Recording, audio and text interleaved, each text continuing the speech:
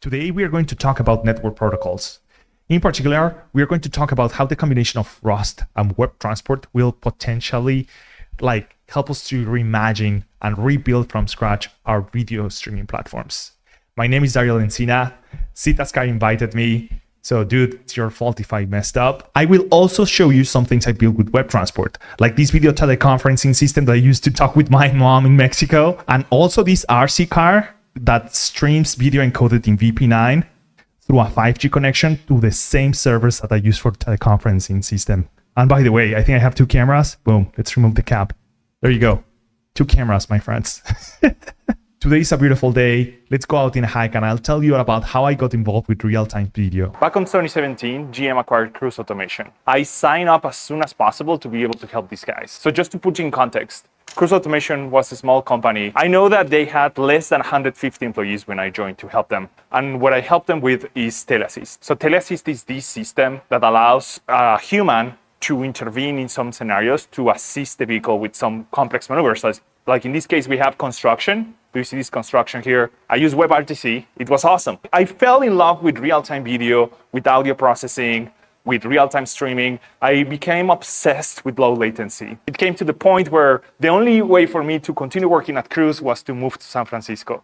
And that's when I said, no, I wouldn't give up this stuff. I know that the Bay Area has its own beautiful spots, but the reality is that I love Michigan. Yeah, so I saw this community post by Let's Get Rusty. He was asking which project community wanted to build, his community wanted to build. One of the options was a Zoom clone. So, I was already doing all this video stuff. So I figured that this will be a perfect match for me.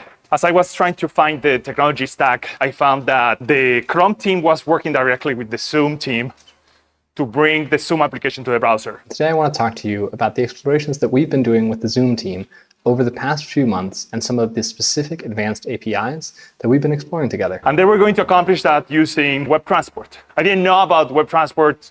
I was intrigued. So the next API I want to get into is WebTransport, which is a next generation networking API for client to server communication. Let's look at the definition of WebTransport. WebTransport provides bidirectional transport through both unreliable datagrams and reliable streams-based mechanisms. Zoom being like a super mainstream product and a very good product, by the way, very good product, I have to say. I figured that they were up to something with their WebTransport stuff. WebTransport is built on top of the QUIC protocol, so I needed to take a step back and learn that protocol first.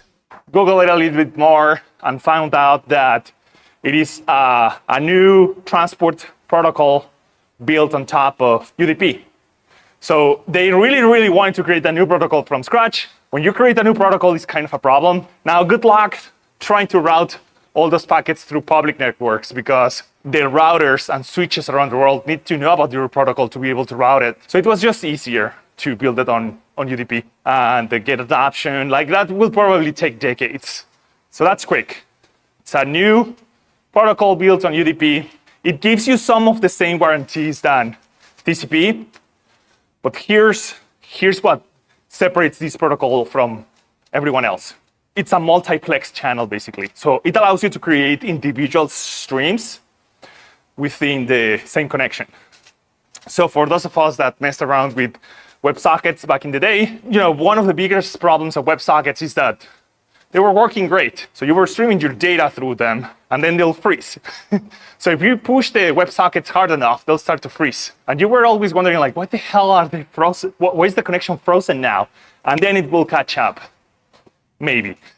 So this is a problem that WebSockets inherited from TCP, because at the end of the day, a WebSocket is just a TCP with some juice on top of it, like some custom headers. And the reality is that it has the same problems as TCP. In particular, the head of line blocking problem. TCP will send, or WebSockets will send packets to your application only if the packets are ordered. So TCP is extremely paranoid about sending things out of order. That works in many scenarios. In many scenarios, this is great. This is an asset. This is something that you want.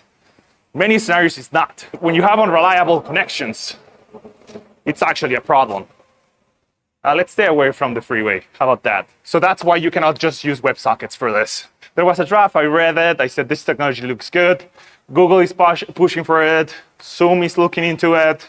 Let's just go for it. And then luckily for me, by the time I looked, there were already several frameworks that supported the protocol. So I was kind of lucky to just be able to use Quiche and Queen, and there are all these great server implementations of QUIC. I decided to use Queen because Queen is built using async Rust. I just built a proof of concept using Linux to stream video to a server.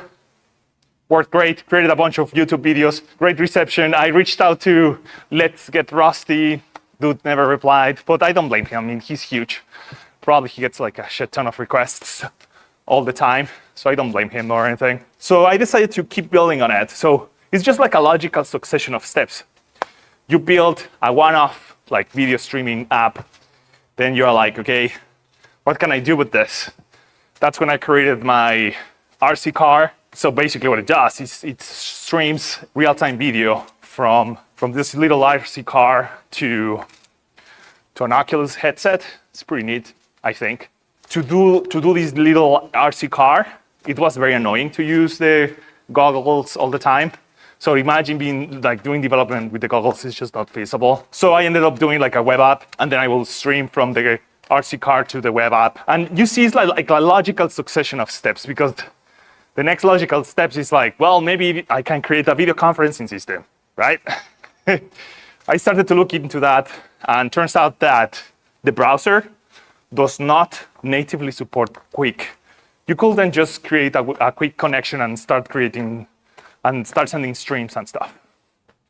So what I had to do is to look at WebTransport libraries. So WebTransport is how the Google team intended Zoom to use the browser to stream. By that time, Chrome was the only browser to support WebTransport natively. Shortly after that, Chrome inherited it or got it for free because they are based off Chromium. Firefox rolled out their own implementation of WebTransport, and shortly after, Safari added their own implementation. So this graph here is kind of outdated, but pretty much this just looks like a WebSocket. So the only complication for me working in Rust was that I needed to have this exposed to Rust. And there's a project called Rust WASM bindgen that allows you to do that. So I just filed a PR where I expose the web API to Rust, hide it behind a feature flag. I want to mention that the Rust WASM bindgen maintainers were very good. They helped me to shape up my code, and we shipped it. The next challenge was the server side, because as I mentioned initially, WebTransport is built on Queen. So you do need to do some work, some customization, send some headers over to promote a Queen connection to a WebTransport connection. There was no public server. Probably those guys have all the technology, but actually this is a great segue for the infamous Python project called, I think it's called QUIC.io, async QUIC, something about QUIC and something about Python. The dude runs it like a little emperor. And back in the day, this was the only working WebTransport server implementation out there. This is why I was considering using it. I decided to not get near Python like with a freaking pole. Hi. What's that? This? Yes. Yeah, nothing in particular. Yeah. Nice. You guys take care. I was still missing the server-side piece of WebTransport. God damn it. It was such a pain in the ass. At work, we needed WebTransport for a different project. Gave the project to a guy. I said, dude, maybe you can like create the first open source version of WebTransport for Rust. Here are all these building blocks. Here's this Python piece of crap code that kind of works. You can use it as a foundation. So with the standard or the draft for the standard plus the browser implementation, I figured that he will have enough, but this dude was terrible. This dude didn't get anything done. This dude, rather adding OpenCV to detect faces on a video, like on a live video on the browser, than doing the thing I asked for. I was pretty frustrated. Maybe now he's better, hopefully. I think it was like the winter of, I don't know, some miserable winter up here in Michigan. And I decided to just put it on myself to get it done. I found that the H3 crate already had an issue filed requesting WebTransport support. I forked it, created a PR, and here's the first video where I show that I have like a working implementation. So I think it's using the Datagrams API. There you go. So I'm opening a connection, and then it's like an echo server. So I'm sending a message, and I get back a response. It was April, so it was not the dead of winter. It was right after the winter. But yeah, this is basically the first proof of concept where I was able to have a browser written in Rust with my bindings talking to an H3 fork that had WebTransport. It was pretty exciting. And it was pretty tough because the browser does not give you very good debug tools, to be honest with you. So I had to use a lot of Wireshark. I had to spend long nights trying to understand why it seemed like the browser connected to my server, but then it will shortly disconnect. And then between that and the Python implementation from this jerk over here, I was able to piece the two together. I want to mention the role of Lilo Roberts. So Lilo Roberts is a developer out of Europe. I believe either Sweden or Denmark. Like, I got it to work. I got the thing to connect. Lilo made it nice. All right? And Lilo took on the job of like properly integrating the WebTransport with the existing HTTP3 server. She crushed it. And here's where I want to emphasize the value of open source. Open source is a multiplying factor. You get to know the brightest and the smartest people out there. You get to know the best version of themselves because they don't do it for money. It's not a job. They do it because they love development. They love coding. So I was lucky to pair with her. We crushed it, got it merged. Finally, I integrated that stuff into my teleconferencing system. And here you see me with long hair. So it's been a while. And I'm in my sister's bedroom in Mexico. And this, I think, it's one of the first calls where I had two tabs open and I'm literally calling myself. You can see that I'm running the server locally. And I was just so happy to be able to say, yeah, this is super low latency. And I'm able to have a conversation with myself. Super fun. I didn't even have audio yet. There are no buttons or options. It's just like bare bones video streaming. But I was thrilled. So I packaged everything up, put it on GitHub, shared the post on Reddit, I believe. Guys, most of my posts are just downvoted. That's the reality. But this post in particular did fine. I received a lot of feedback. Lots of contributors started to show up because it seems like this was a common problem that people had, like just audio and video streaming in the world, I guess, with Rust. Now I want to share with you some of the open source I put out in the WebTransport space.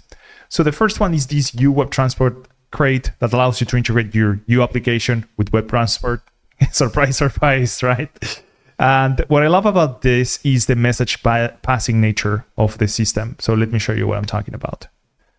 So if you're familiar with JavaScript, when you received a message over WebSockets, you have a callback that gets triggered. But in U, we like to use message passing. I mean, we can also do the callback pattern, but I like this pattern better on message. So I really like the fact that I integrate with the message passing system that U provides. It makes it very asynchronous, and it's hard to get race conditions when you use message passing. Because the one thing about message passing in U is that you know that at any point, any single component will process one message at the time. So there are no weird race conditions and stuff like that. And it just makes it very clean for me. I realized that Leptos is like the cool kid in the block these days. So to that effect, I also created a Leptos crate. And instead of using message passing, it uses signals. And I'm going to tell you why I built it the way I did. It's a very opinionated way of using WebTransport. And it's not everyone's cup of tea, but I stand behind it. So basically, what it's very opinionated about my demo is that I do not like to have a single stream and like continue appending to that single stream over and over. What I encourage with this framework is so that when people want to send something, they most likely have to open a new stream and send whatever they want to send. And this is to take advantage of this multiplex channel nature. I don't want people to create a few channels and hold on to them via like some reference for a long time. I want people to keep calling these methods whenever they want to send a datagram. Well, datagrams are connectionless and they are not a stream. Whenever they want to send data, they should open a unidirectional stream right then. That's what I want to encourage, and that's why I built it the way I did. To me, the best way to demo what I built is just to try using the teleconferencing system. So here I have two peers that joined using different usernames. Right now I don't have OAuth and all that because I want to get the technology right before adding, all the authentication and all that stuff. Here we have two peers. I do get a kick out of how fast and how low latency these things are. Let's measure it together. So if you compare the clock on my high resolution camera from the video feeds, you should be able to measure latency. So where are we? I don't know. It's too tight. I cannot tell if there's any latency here. There is, but it's sub 100 milliseconds or something. It's extremely low latency, to be honest with you. We are on our little video call, just having fun, talking to ourselves. So let's bring up someone else. It's more fun to talk to others. So I connected to my little RC car. Yeah. So I have my RC car over here. I SSH to it, and we are going to start a service that makes the camera stream, and it's going to stream to our conference. What do you know? Yes. So now this proves that we can connect any device to our conferencing system. And to me, that's truly powerful. And good luck trying to do that with Google Meets. I guess you could run Google Meets on a Raspberry Pi, but you get what I'm saying. In my opinion, this really gets you freedom. It really gets you independence, and you can build robotics projects. You can build all sorts of projects with this system. So my vision for this system, videocall.rs, is that roboticists, people in the healthcare industry, all over the world, whenever they want to add live streaming to their system, they will just drop this in their system and just use it. It just works out of the box. Maybe they have to write some code to get images into the system. Like I had to write code to get Linux images into the system using the Video for Linux driver, something like that. But yeah, that's my ambition. Let's see if I can pull it off. This Linux daemon is open source as well, so go nuts with it. I heard that you guys are going to a resort near the Great Wall or something, so I hope you have a blast. I'm so jealous. I wish I could be there. But yeah, this is what I built. This is what I do. Hit me up on LinkedIn or GitHub. Let's connect. You guys have a great time. Ciao.